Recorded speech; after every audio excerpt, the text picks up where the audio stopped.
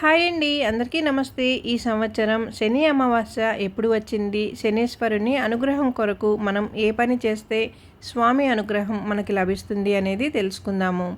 హిందూ మత విశ్వాసాల ప్రకారం అమావాస్యకు ఎంతో ప్రాధాన్యత ఉంది. అందులోనూ శని అమావాస్యకు మరింత ప్రాధాన్యత అనేది ఉంది.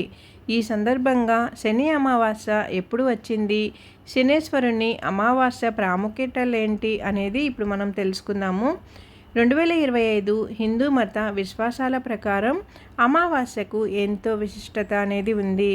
పూర్వీకులకు ప్రసన్నం చేసుకోవడానికి ఈ తిథిని ముఖ్యమైనదిగా భావిస్తారు. అమావాస్యలో అమ అంటే చీకటి అని, వాస్య అంటే కామం అని అర్థాలున్నట్లు పురాణాలలో ప్రసంగిస్తున్నాయి. ఈ అమావాస్యకు మరో అర్థం ఏంటంటే పగలు మౌనంగా ఉండి చీకటిని, కామాన్ని తొలగించుకోవాలని శాస్త్రాలు చెబుతున్నాయి. జ్యోతిష్య శాస్త్రం ప్రకారం చంద్రగ్రహం మనుషులను నియంత్రించే అవకాశం ఉంటుంది.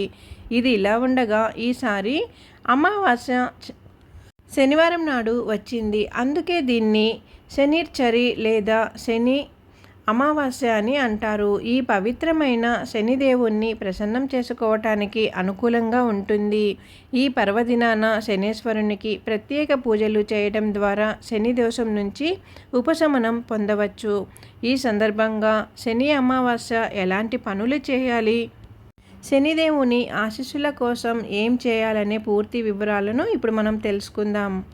శని అమావాస్య ఎప్పుడు వచ్చిందంటే ఈ ఏడాది పాల్గొన అమావాస్య తిథి మార్చి 28వ తేదీన శుక్రవారం సాయంత్రం 7:55 ప్రారంభమవుతుంది.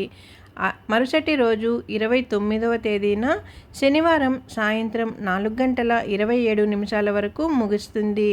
తెలుగు పంచాంగం ప్రకారం ఉదయం తిథి ప్రకారం శనివారం రోజున అమావాస్యను జరుపుకుంటారు. కాబట్టి ఈ అమావాస్య శని అమావాస్య అని అంటారు. ఈ శని అమావాస్య రోజున శనీశ్వరుడి ఆలయానికి వెళ్ళి ప్రత్యేక పూజలు నిర్వహిస్తారు. ఈ రోజున శని భగవానుడిని నల్లని నువ్వులు లేదా ఆవాల నూనె నైవేద్యంగా సమర్పించాలి. రావి చెట్టు చుట్టూ 7 సార్లు ప్రదక్షిణాలు చేసుకోవాలి. అనంతరం ఆవాల నూనెతో దీపారాధన చేయాలట. నల్లని వస్తువులను పేదలకు దానం చేయడం వల్ల శుభ ఫలితాలు పొందుతారు అని ఒక నమ్మకం. అంతేకాదు శనిదేవుని అనుగ్రహం లభిస్తుంది, శని దోషం నుంచి విముక్తి లభిస్తుందని నమ్ముతారు. శని భగవానుకి ఏ మంత్రాలను పఠించాలో కూడా ఇప్పుడు మనం తెలుసుకుందాం. శని అమావాస్య రోజున ఈ మంత్రాలను పఠించటం వల్ల శుభ ఫలితాలను పొందుతారు. ఓం నమః శివాయ, ఓం నమః శివాయ, ఓం మహాదేవాయ విద్మహే రుద్రమూర్తయే ధీమహి తనం శివం ప్రచోదయాత్, ఓం త్రయంబకం యజామహే సువాసన పుష్టివర్తనం పూర్వరుకమిం బంధమాన్ మృత్యున్మక్షాయ మాతృముతాత్, ఓం కాకధ్వజాయ్ విద్మహే కరగస్తాయ్ నెమ్మదిగా తన్మో మందం ప్రచోదయాత్, ఓం ప్రాం ప్రీం ప్రౌం నం శనేశ్వరాయన నమః, ఓం శం నో దేవీరాభిష్టాయన నమః అంటూ మంత్రాన్ని చదువుకోవాలి. అలాగే శని దోష నివారణ కోసం ఎవరైతే శని మహాదశ, అంతర్దశ, శని సాడేసతి లేదా శని దోషం ఇబ్బందులు ఎదుర్కొంటూ ఉంటారో వారంతా కూడా శని అమావాస్య రోజున కొన్ని పరిహారాలను పాటించుకోవాలి.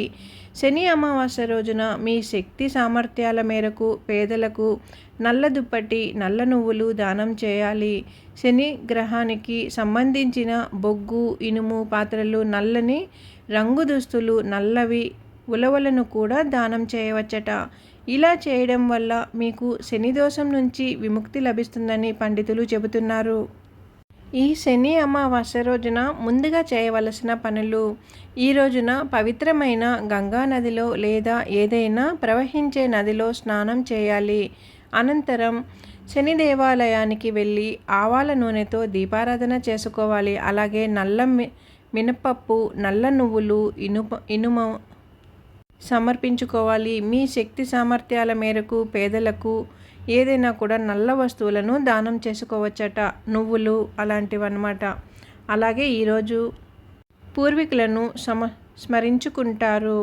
శని అమావాస్య రోజున పూర్వీకులను స్మరించుకుంటూ నీటితో నువ్వులతో ఆగ్యం సమర్పించాలి. ఈ సమయంలో మీ పూర్వీకుల ఆత్మకు శాంతి కోసం ప్రార్థించుకుంటారు.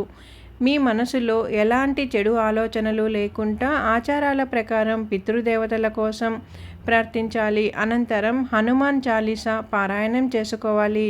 శని ఆలయం దగ్గర లేదా పేదలకు విరాళాలు ఇచ్చుకోవాలి. మీ శక్తి కొలది పేదలకు విరాళం ఇచ్చుకున్నామంటే అంతా మంచి జరుగుతుంది.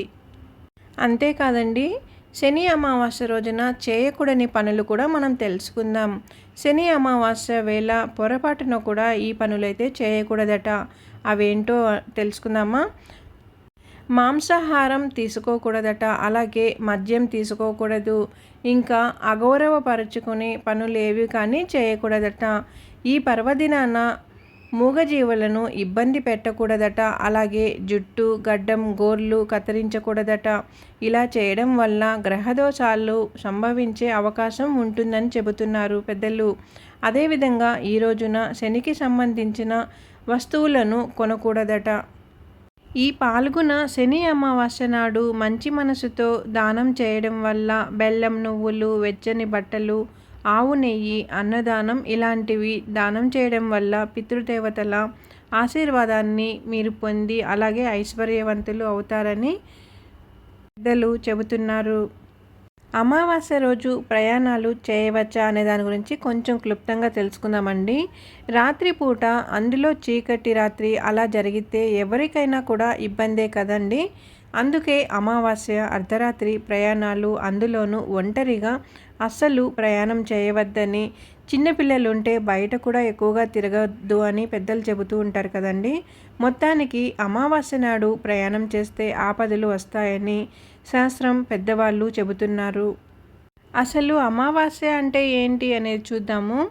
అమావాస్య అనేది హిందూ క్యాలెండర్లో అమావాస్య యొక్క చంద్రదశ, చంద్రుడు భూమి మరియు సూర్యుని మధ్య స్థానంలో ఉన్నప్పుడు ఇది సంభవిస్తుంది.